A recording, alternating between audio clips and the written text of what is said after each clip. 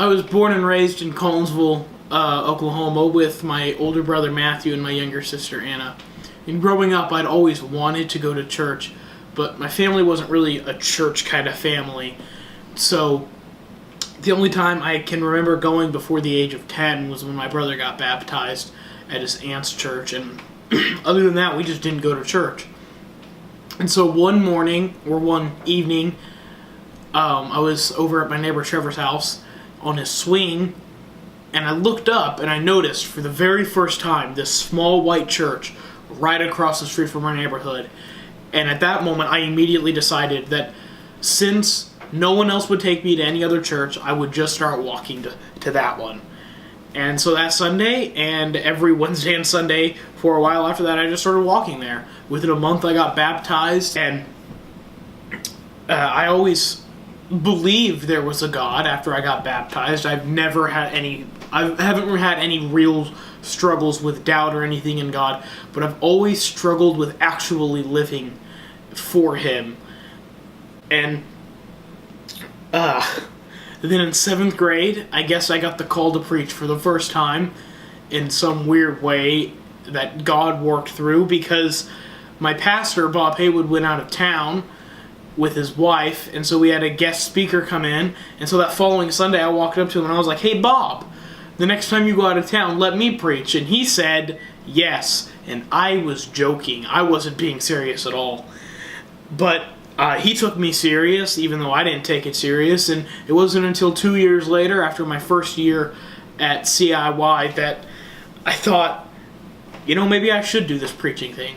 So I went to Bob with a sermon idea, and he said, "Yeah, I think we could do this." So I did it. And I preached for the first time on September 8th, 2013, and everyone told me I'd done a great job, and I thought, maybe that's what God wants for me in life.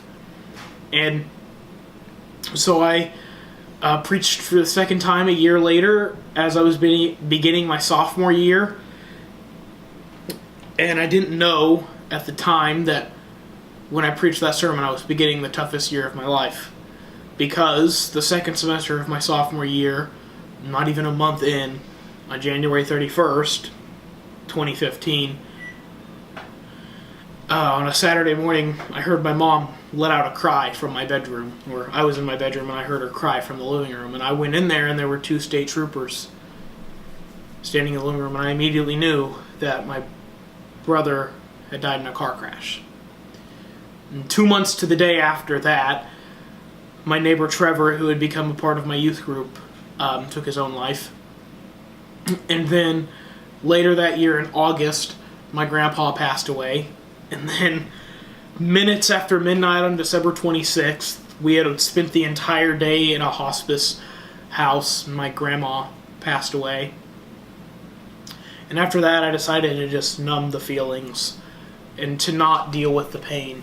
And it wasn't until 8 months later, after we got back from CIY Move, that my youth pastor, who's also Bob Haywood, went to me and he told me that I needed to live in the moment. And I needed to actually live and be present. And I knew that meant I'd have to deal with my emotions. And I didn't want to do that at all.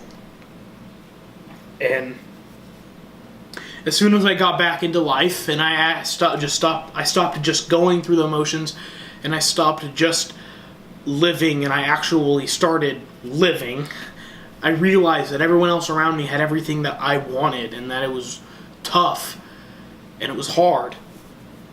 And then a few weeks ago, my mom told me that we're probably going to lose our house. And with that news, all the other emotions from the 4 people I had lost in a year, and all the anger and the frustration and the sadness and the loneliness flooded up, and it just resurfaced. And I thought I'd beaten it, and I thought I was done feeling with those emotions, but I found out just recently that I wasn't. And for that reason, I have to rely on God. I know it's going to be okay, because Romans 8:28 tells us that in all things God works for the good. And James 1:2 says to consider it pure joy whenever we face trials.